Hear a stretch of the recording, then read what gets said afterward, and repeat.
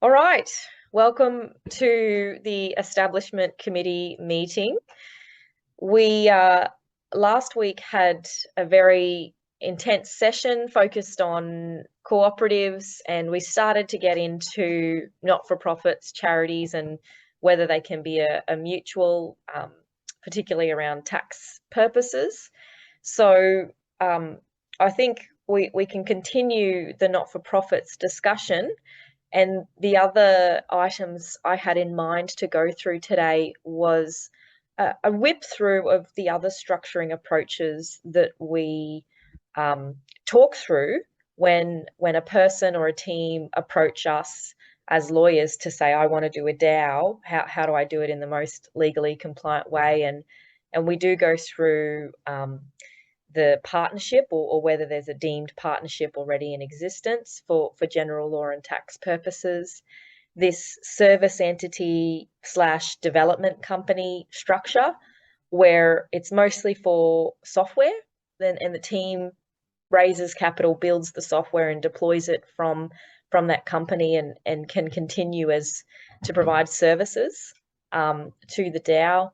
There's the trust / foundation / delegate structures where there may be a legal entity or a person appointed or noted as the trustee or delegate to act on behalf of the officers of the DAO, and specific jurisdictions, the DAO-friendly ones that have already tried to or have introduced law that recognises a DAO subject to certain conditions being met. So I think I'll check in with you, Myles. Did you want to pick up where you left off last week? How are you feeling? I didn't leave off last week. I have no idea. I know it's kind of an ongoing discussion always, isn't it? Yeah. Yeah. Um, Or any further comments to add, and otherwise I can jump straight in. well, one of the other major regulatory issues is each of the states and territories, except the Northern Territory in Australia, have fundraising licenses. That is, if you're a non-profit organisation, basically, if you seek donations from the public, you're required to register unless for a license, and then are regulated unless exempted.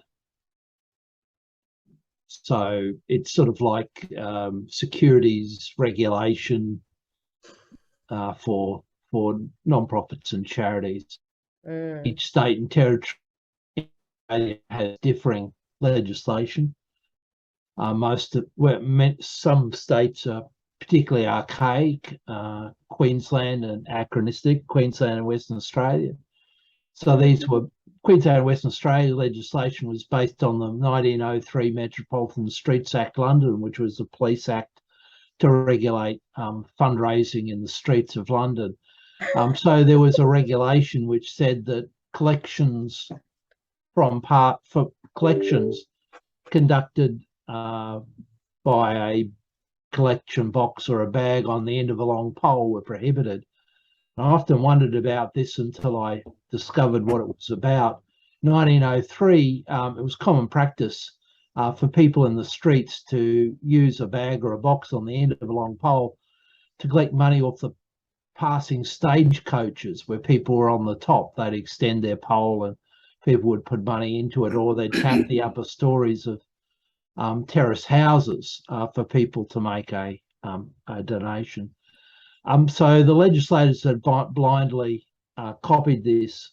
Most of our fundraising legislation occurred after the First or Second World War with respect to scams of fundraising for war veterans. But it shows the time at which this framework of legislation was introduced, early 1900s, and we've moved quite a long way, or maybe we haven't, but we've moved enough of a way along that perhaps some of those concepts just don't fit.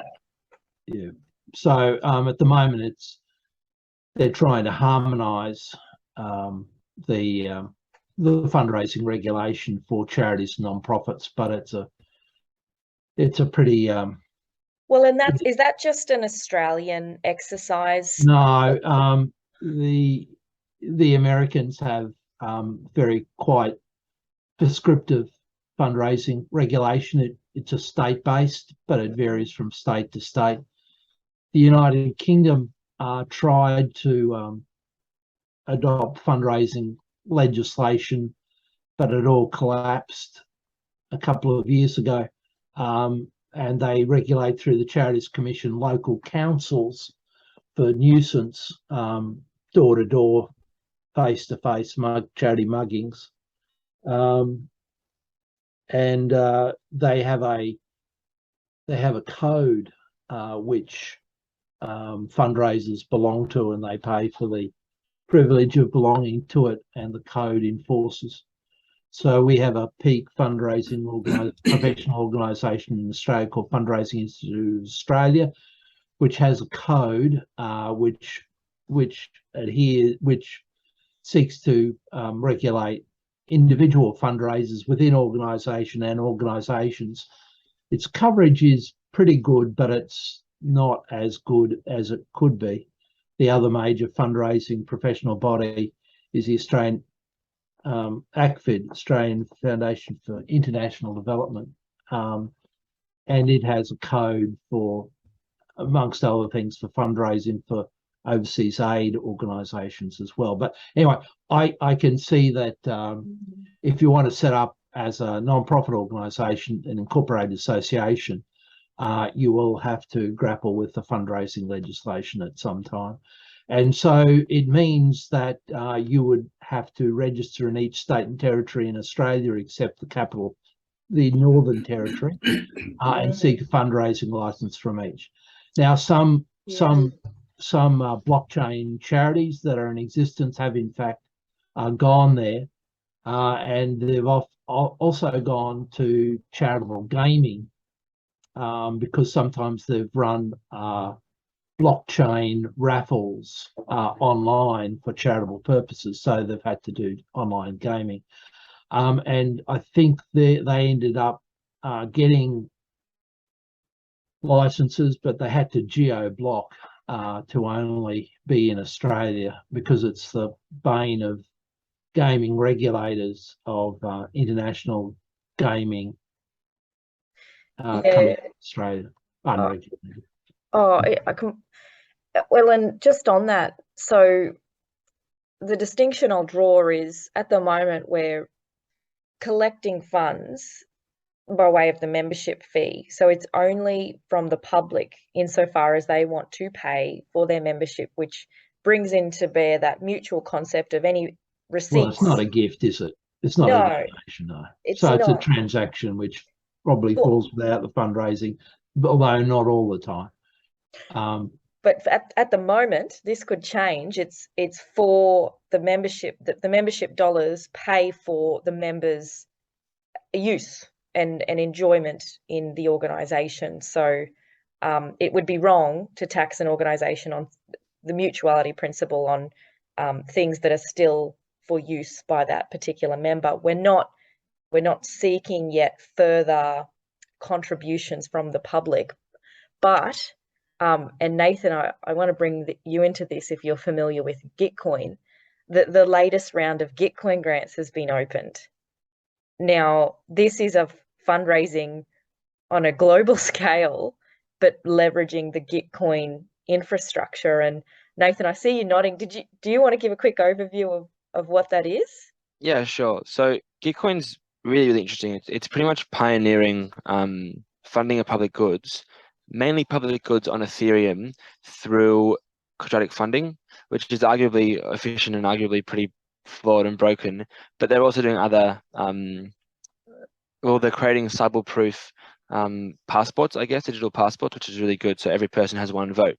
And quadratic funding pretty much works by giving more weight to the number of people who donate rather than the total donated, which means it's more democratic, it's pluralistic, so it's beneficial for people who kind of don't donate much but support a project which they believe will be beneficial in funding public goods. Again, like Ethereum and freedom of information and development on Ethereum. So yeah, they're opening up Gitcoin's grand to around 15, I think, and they've already received heaps of money. So pretty much every single centralized firm, VC fund, NFT, company project donates. So they're probably going to get another 10 million in their donations for this round, and then they also match all of that through the funding model. And they've already donated like almost 200 million, I think. It's pretty significant. So they're really interesting in terms of how crypto is working to fund crypto, I guess. It hasn't yet gone to the point where it's actually funding public goods in the real world, but it's part of the process. So it'll be interesting to see if it actually gets there. Fantastic. And so, Myles, from a legal perspective, to break down those facts in containers that fit with our language, it's a platform that allows almost direct fundraising from the applicant. So LawFi DAO could apply. Oh, you're familiar with it? Yeah, I got a solicitation from Lex DAO yesterday, so I'd been hearing about it for a while. So I eventually went and had a look, and it leverages two things. One, the move that we see currently to democratize giving, and that's in gift circles and other sorts of things. So giving isn't only for rich people. And the second thing which it does is matching. Matching is a pretty powerful strategy, and particularly at the moment. So if you give $1, somebody else will match that dollar. The economists have done trials and psych trials and experiments to show that the elasticity of giving, as they call it, is more than one with matching, and it is you can have subsidies, and you can have matching and various things. Matching comes up pretty much at the top of encouraging people to give, and the elasticity is in fact high. So yes, how it fits into legislation which is still prohibiting people collecting money from the tops of stagecoaches as they pass on the end of long poles. I'm not particularly sure. I've had a number of conversations with the regulators because they're looking at this very moment to the federal government came in on a promise of harmonising fundraising legislation. So the states are getting together to do that now. And so they're having these conversations.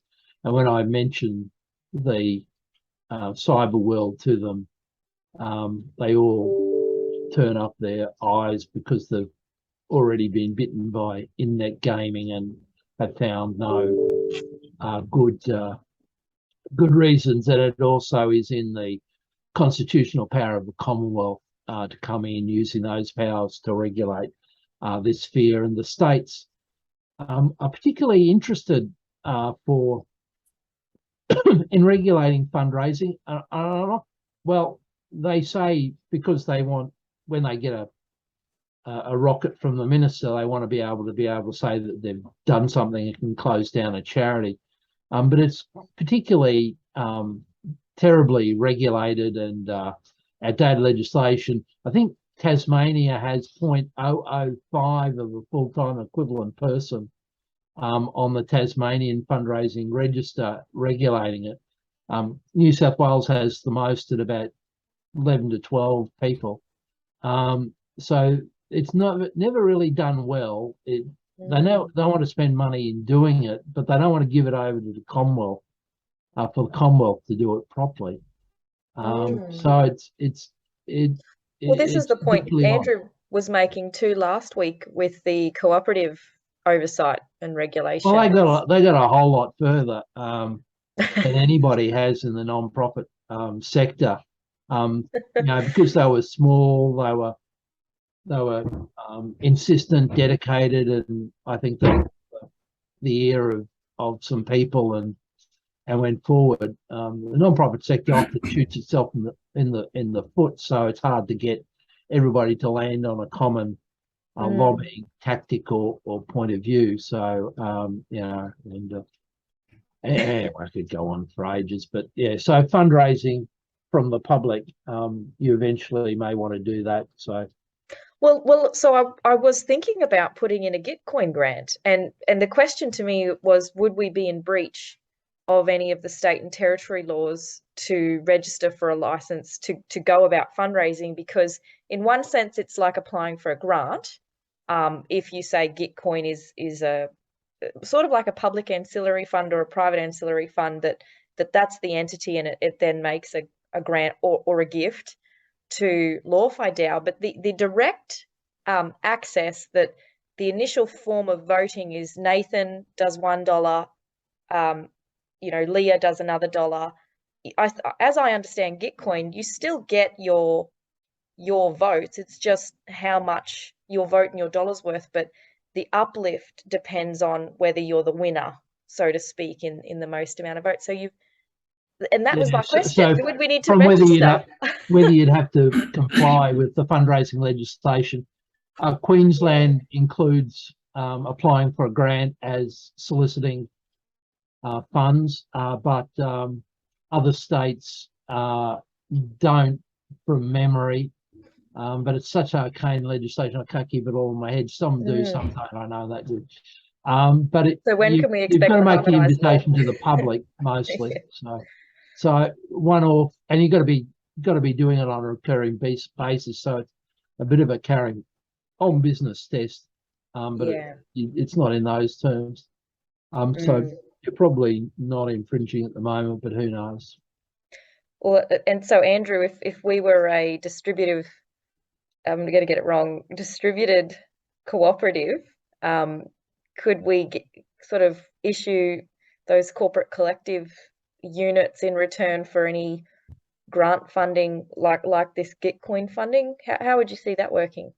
I don't see why you couldn't. Cooperative capital unit is what you're talking about, but I step up a level here and say, well, what jurisdiction are we actually looking to operate in here? And then, more to the point, what are our defined purposes that we're laying out, and how international are those purposes? How transferable are they to areas of education, adoption, etc., on a broader level? And why do we have to necessarily limit ourselves? We know that as members, we get taxed in our own jurisdiction where we live, all that sort of stuff. But at a broader level, and looking at this as more international and multi-jurisdictional purpose, why couldn't we approach it in a broader way? Well, so at this stage, we're predominantly an Australian member base and predominantly an Australian focus with our activities that advance our purpose. And as you know, with the white paper draft released today for community discussion over the following weeks, we've got a rough implementation direction, but it's subject to being, our plan is subject to confirmation by the members. So, and again, predominantly Australian member base. As we get some runs on the board, as I mentioned, with some of the recordings that we've already done, it's easy to share that as an explanation of the concept and the purpose with other countries, and they can now start to think, would they copy and paste and do a similar series themselves? Would they approach it a bit differently based on their cultures and processes and business hours?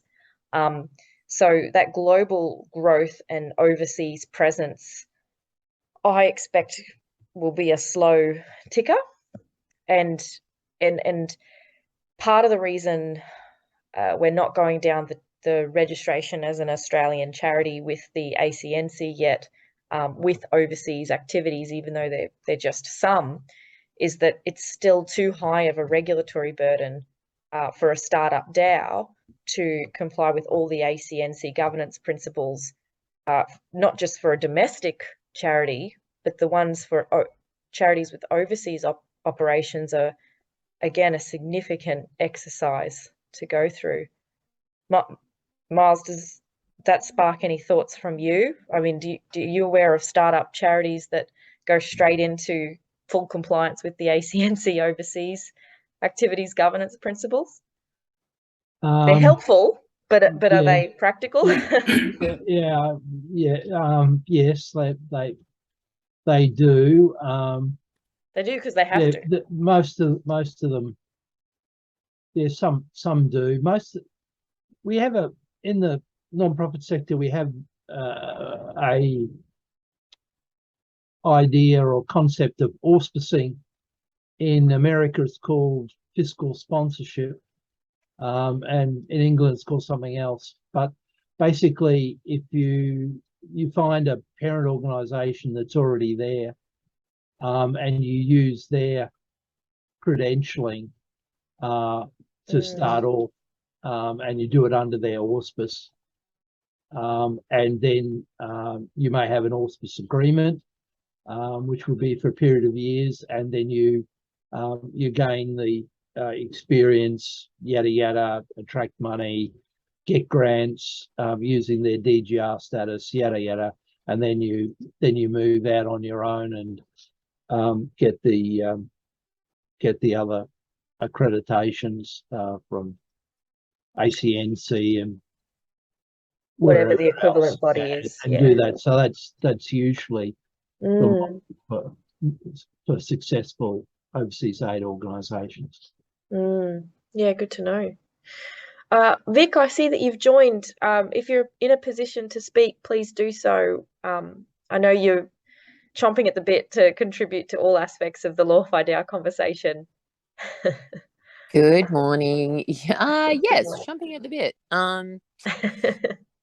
Look, it's just exciting. There's a lot to get sorted and to wrap our minds around as we try to reimagine how to provide legal services in a more affordable and effective way. And it's been something that has been on my mind for a long time, and I'm just really glad to see it formalized. And we get to the fun part of figuring out how to actually do it. Which I think is really fun. I love listening to Myles talking about his insight on how to go around this. And I think today I can contribute a little bit of insight later on in the Pay to Rely call. And we'll be talking about what the uniform law for the legal profession does and does not allow you to do, the degree of flexibility through which the governing body for the uniform professional law can accommodate more unusual exotic arrangements, if we'd like to call ourselves an exotic arrangement. Exotic. So take a little bit, go through a little bit of that. Insurance is always a really interesting topic because that always comes up for lawyers, and providing insurance for the advice that we create. And then I've started having a little think about what it actually looks like to create the smart legal contracts that will support the creation of retainers and the transfer of value when we create the pay to rely model for isolated pieces of advice and legal services. And I think we've got a couple of clients that are sort of interested, or have a couple of clients that are interested in the background. So things are lining up for a nice trial. Yeah, well, I think maybe even a working group or a focus group of an initially contained advice. It's not published on the LawFi DAO website, but in a different environment, but replicates the experience that the broader public will experience when these pay to rely products are launched. The other thing. Oh, can I ask a question about pay to rely, because I've been a bit. It's been a bit of a mystery. So, in my words, are you trying to create a precedent knowledge base that people pay for, and it may range from opinions to checklists to even precedent smart legal contracts for this and that? That's the crux of it. Exactly right. Okay, so my question is, given the white paper's purposes, which purpose does that fit into as an outworking of your purpose? Largely education. So as we go through the exercise of trying to understand whether the delivery of legal services can be done differently as a DAO, it fulfills the purposes of giving us an activity to band around and interrogate from a legal and tax perspective and socialise it with the regulators and professional oversight bodies. Is this, first of all, is it approved? You know, what kind of endorsements can we get from the regulators? Where are the policy gaps? But just going through that exercise is the education and the experiment. Yeah. I haven't read the white paper properly, but it's only released. My initial impression would be that a regulator would, in this space, would call that a collateral purpose, which is a purpose separate and apart from your stated purposes. And I think to include it, you'd have to change the rules purposes in as specifically stated. It's more than a demonstration. Yeah, well, it may not work. I haven't quite worked it out, but it doesn't seem to fit. It jars. It's too substantial a thing not to be specifically stated as its own purpose. Yeah, you're talking about replacing legal firms, not educating them. You're talking about disrupting legal firms, not educating them. It's a bit like saying we're here to educate taxis, and our first thing is we're going to eliminate taxis by having Uber. I mean, the logic doesn't flow. Well, it does, and you won't get it past a regulator, I can tell you. Well, but we don't know that it will work. So at this stage, it is an nobody experiment. knew whether Uber would work either. But anyway, it doesn't matter. As a non-lawyer, I feel qualified to say that if you distill down the purpose to an affordable digital law access, is that really an exotic activity? It doesn't feel like an exotic activity to me. It feels equitable. Now, will it work? And where are the barriers? And who are the key beneficiaries and the people that are going to miss out? Different question. But at a really distilled level, this is about looking at affordable access and ways and means to be able to do that. I'll go to Vic and then I'll make some comments because I see you've got your hand up. I definitely hear Myles's comments in relation to scope of remit, and I think that if we're able to confine the activity to experimentation and legal innovation, it's basically we're taking a form of service delivery and trying to reimagine it. And will it work? I mean, there's a big question mark around that, and the whole idea of experimenting with it is to validate some assumptions around whether it can actually be used. I think from my perspective, I'm most excited about seeing whether the technology can leverage the delivery of services in this way, in an effective way. And from previous interactions with the regulator on both LSBC and the Victorian Legal Services Board side, they're pretty open to understanding how lawyers deliver services, particularly when there's more innovative ways to do that. And we've sort of seen in the past couple of years different models for how lawyers like to work, including like the gig economy and lawyers on demand, which I'm very much part of. And I can see that there is some attitudinal shift from those regulators, and I'm hopeful that they will embrace this type of change. They do, or New South Wales and Vic have their law institutes. They have technology, subcommittees and working groups there. I think that there's some avenues in which we can sort of advance some of our ideas and some of our experimentations, and hopefully we can get somewhere.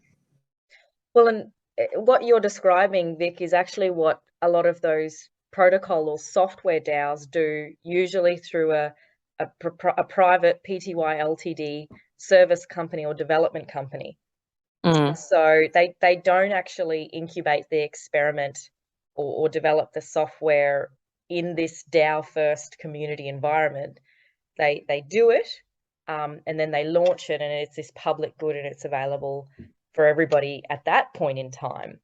So what really this discussion is drawing out is, if a DAO thinks that they've started DAO first, so that the white paper goes into this, there's this perception in the market that you can just start a Discord and distribute tokens and have a snapshot platform and be this native DAO that is not characterizable as any legal or tax entity, that you're outside the regulatory perimeter. I don't believe in that, but that is a big perception in the market. And what those sorts of DAOs are really struggling with is their mandate or their purpose. And if it's broadly stated, and I'll say the LawFi DAO purposes are perhaps broadly stated, here we now are, when we're starting to write down our plan, we can start to identify significant things that perhaps go beyond the mandate and should be spun out. And this is the whole discussion around recognition. When do you recognize a sub-DAO to continue to be part of your main DAO, or if it should have its own character? For example, this particular sub-DAO is capable of earning a commercial return, so doesn't fit within that same open source software and distributed decentralized model of governance. It needs to be brought out and incubated in a commercial vehicle. So Myles, your point actually exactly brings out what we're learning perhaps all over again with the native DAOs. Yeah, I just say there's a difference between purposes and activities in this area of the law. So activities, you have your purpose, and your activity is ancillary to or helps to achieve that purpose. So yeah, so that's the sort of inherent legal logic of it. At the moment, if your purposes were more specifically to create prototype software to allow disruption of legal firms, well, yeah, that's fine, but I don't find it there. It appears to me like as if you were sort of like a group of people who are interested in geology, and that was your purpose to encourage the education about geology and rock formation. Oh, and by the way, we're going to try and create a mining company like BHP. I take your point. It needs some further explanation, because I'm finding you guys who are native to the area are making a whole lot of assumptions which other mere mortals, you don't set out your assumptions and your background because probably it hasn't been written and it'll take too long. But yeah, there's quite a bit of assumptions here. So if you were going to attempt to do some sort of a prototype, which would eventually be spun out to another entity or whatever, yeah, I can see that working, but it's not what I read briefly in the rules. Yeah, briefly scanning this sort of well, and remember that it's always envisaged that the rules, the V1 rules, are just the starting point that's familiar to regulators, that we're seeking to automate and vote to modify a lot of those rules. So yes, perhaps the purposes should be the same, but actually by going through this white paper articulation, by special majority vote, that's where we can modify the purposes, or reduce or add to So that is now the hard work ahead of us over these next few weeks to say, well, we've had this initial framework of rules to give us or attempt to give a clear legal and tax characterization from the date of formation or establishment. It's not perfect, but it's something. And now we're actually, with our community, articulating the direction we want to go. Perhaps the activities are not aligned with the purpose and we need to rephrase the purpose. If the community votes to go in that way, the community can still bring us back to the initial rules that was stated at 1 July 2022, or they can exit their membership if they're no longer aligned. Yeah, they can't take their money with them. This is a fault line in non-profit and charitable law and organisation. That is that the purpose is often held as being sacrosanct. So the assets, being a ownless organisation, is dedicated to the purpose, and the law will enforce those assets being impressed with that purpose in perpetuity. And then there are variations with that. Now, if in a pure trust, only the court and the Attorney General can change a purpose. As you walk down the spectrum, then members can change certain purposes with certain votes. But yeah, it's a continuing issue, particularly when you have fluctuating memberships and new members. I mean, I, being an initial member, gave my capital on the understanding that this was the purposes, and I didn't see any clause with respect to how that's changed by other members coming in. And so why should new members be preferred to get preferment over older members? So you get into all of those sorts of debates, but it's an ongoing and enduring debate. But anyway. Good luck. No, it is. But that's why we're doing it out in the open. We're going to make mistakes. It's messy. Actually, DAO governance is very messy when you're inside it. But what the public doesn't necessarily see all of that if they're just wanting to invest in the DAO token. We don't have disclosure regimes that require DAOs to report on core contributor sentiment, whether they are aligned to the activities of the stated purpose.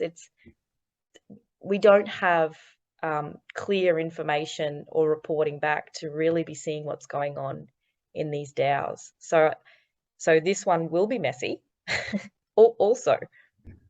But I love the points you raise. I think it's fascinating. That's actually the modelling of what we're working through as part of our group at the present time, is to design DAO options that do have a very strong governance layer over it. And with that, the whole GRC footprint and how an organisation can address that, how it can report on it, how it can interoperate. So they're the areas that we're exploring. Joni, I'll send you an article that I fished out of the back recesses of my mind, because I'd read it a long time ago and said, this is the article which explains this, and it's by one of those sort of organizational sociologists. And I eventually found it, and it's about that there are only 4 sorts of organizational types in the world, and they're clans, hierarchies, yada yada yada. So it sort of takes organizational structure and management back to its bare basics of primitive human experience. So I'll fish it out and send it to you. I haven't exactly decided where DAOs fit into all of this, but I think it's a mix of all, and it's an interesting reflection, I think, on how humans organize themselves. Yeah, I'd love to read it. And before I go to Nathan, I'd just say this is what we can do with the attributes in a membership token. So that we could have an attribute of your date of joining as a member that perhaps means your vote is more heavily weighted when it comes to voting or not.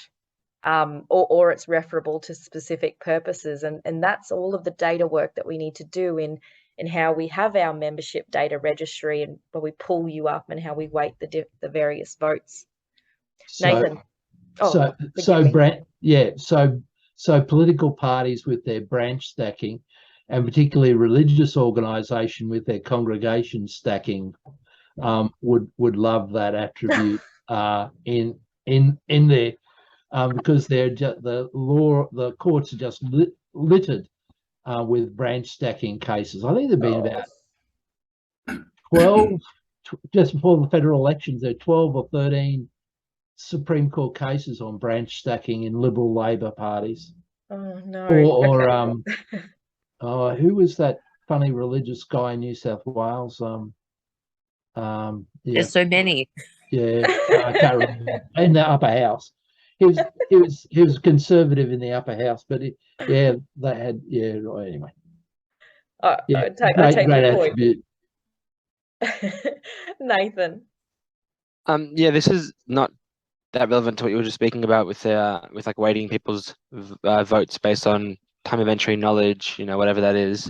I'm not sure what the legal implications of that are. I think it is very important. Otherwise, it pretty much means that the DAO can be, this is a bad word, but infiltrated by people who don't really know what's happening and have, like, for me, for example, I don't really get much of the law side. I'm learning, but I don't really know as much as you guys. It wouldn't make sense to me to have the same amount of power as you do in making a voting decision on the law side. Yeah, I got distracted there. But from a different perspective, the ideas of sub-DAOs, I don't know what structure this would fit into, Myles, that from that document you just mentioned before. But sub-DAOs, although they can make money, they're sort of they come under the main purpose of benefiting the actual DAO. So with a lot of protocols now and their DAOs, they have sub-DAOs performing different purposes, and they do make money, but they more have a budget. So that the money that they get, the commercial revenue, I guess, they get, very little of it goes back to the people. So the actual dissemination of profits to DAO holders for their members for the token sort of happens via the main DAO, and then the sub-DAOs just benefit that DAO. So again, I'm not really sure how that fits in, but it's facilitating the bigger purpose, if that makes sense. Myles, did you want to respond before I make a few comments? No, I'm still I think I need a dark room with a wet towel around my head. Yeah. We all do. It's the roller coaster we all go every day in Web3. I was just going to say that in some of the large multinational charities, if I can call them that, I think World Vision is one of them, that they have corporate subsidiaries that are specifically for a profit-making purpose. And perhaps they always have to monitor them as to whether it taints the whole group's or part of the group's income tax exemptions. So I think that the law already partly deals with the need to have some sort of commercial enterprise that comes back into the charity. But I think it effectively needs to be carved out. I'm not so familiar with those structures. Yeah, but a point to research and then come back. So I think that charitable structures is probably another limb to go through when we go next week into the alternatives to co-ops and unincorporated associations. So thank you for everybody. That was a riveting discussion, as always. And just really appreciate you making the time. See you in the next one. See you soon. Bye.